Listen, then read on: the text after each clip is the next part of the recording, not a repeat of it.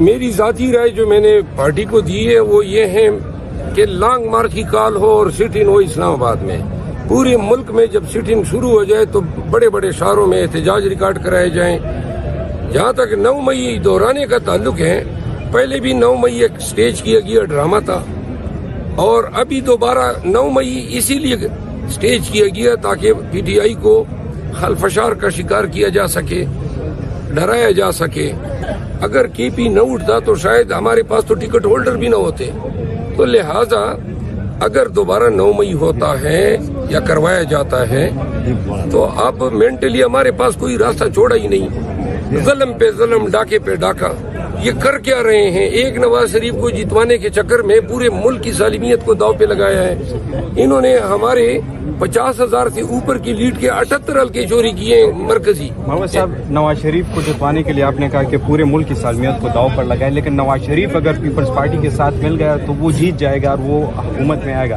تو آپ کیوں پیپلز پارٹی کے ساتھ حکومت نہیں بناتے اور آپ جو ہے زیادہ آپ کا جھکاؤ اس طرف ہے کہ آپ اپوزیشن میں بیٹھیں گے؟ دیکھیں، خان صاحب کا مائنڈ حکومت یا رول کرنے کا نہیں ہے. ہمیں اگر عوام نے مینڈیٹ دیے ہیں تو ہمیں ہمارا حق چاہیے. اس پیپل پارٹی سے اس لیے الائنس کرنا کہ ہم حکومت میں آ جائیں، یہ ہمارا نقطہ نظر نہیں ہے. ہم چاہتے ہیں ہمیں ہمارا، کیونکہ اب اگر پیپل پارٹی سے بات ہوگی تو ساتھ میں یہ بات بھی ہوگی نا کہ یہ جو ہمارے حلقے انہوں نے چوری کیے ہیں، تو کس طرح ہم ایک ساتھ بیٹھ سکتے ہیں جب تک یہ ڈیسائیڈ نہ ہو کہ ہمارے حلقے یہ ہمیں واپس کریں. ایجیٹیشن جو ہے، میں سمجھتا ہوں، یہ میری ذاتی رائے ہے کہ یہ ایک مؤثر حل ہے. 3 دن کی کمیشن کے ذریعے یہ تمام حلقے ویریفائی ہو سکتے ہیں. تمام جو امیدواران کو فارم 45 جاری ہوئے ہیں ان کو جمع کریں، سامنے رکھیں، 47 کے ساتھ ان کا کمپیریزن کر لیں. دودھ کا دودھ، پانی کا پانی ہو جائے گا. اب جس نے 1400 پولنگ اسٹیشن 140 ووٹ لیے ہیں فارم 47 میں، ان کے ساتھ ایک صفر بڑھایا گیا، 1400 بنائے گئے. بقول آج آپ کا خان صاحب سے ملاقات ہونے جا رہے ہیں، تو اگر وہ کہے کہ پیپلز پارٹی کے ساتھ مل سیاسی اس میں فلیکسیبلٹی ہوتی ہے، اگر اس نے شو کی، حالانکہ اس طرح نظر حرف آخر ہوگا ہمارے لیے. اگر وہ کہے گا کہ کر لیں تو پھر تو کوئی دوسرا آپشن ہے. کے پی وزیر اعلیٰ کے بارے میں بتائیں. علی امین گنڈاپور جو ہے وہ کہتے ہیں کہ اسٹرانگ کینڈیڈیٹ ہے اس کے لیے، اور دوسرا یہ بتا رہے کہ لابنگ اندر سے ہو رہی ہے، گروپ بندیاں کی جا رہی ہے. اس کے حوالے سے کیا کہنا ہے؟ دیکھیں، سی ایم شپ کے لیے ہر ایک حق ہے کہ لابنگ کریں، ووٹ مانگے یا پریشر گروپ بنائیں. تو لہٰذا اس حوالے سے خان صاحب ہی آج ڈیسائیڈ کریں گے، جس کا بھی نام دیتے ہیں، اور سب ہمارے دوست ہیں. ہم چاہتے ہیں کہ اللہ تعالیٰ اس صوبے کو ایسا وزیر اعلیٰ دے جو ڈیلیور کر سکے.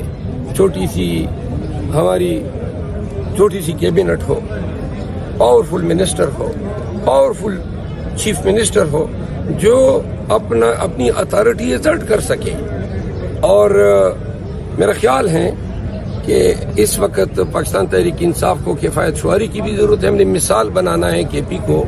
اوورسیز پاکستانی اس پیغام دے رہے ہیں کہ اگر ہم اپوزیشن میں بیٹھیں تو کے پی کے لیے تمام جو سبسڈیز ہوں گی، ریمیٹنسز ہوں گی یا فنڈز ہوں گے، تمام اوورسیز پاکستانیز انویسٹ کریں گے کے پی میں. اور انشاءاللہ ہمیں امید ہے ہماری آئیڈل پاور میں جو ہماری وفاق کی طرف لائبلٹیز ہیں، پھر ہم اپنے تئیں ریونیو جنریٹ کرنے کے بہت سارے منصوبے ہیں.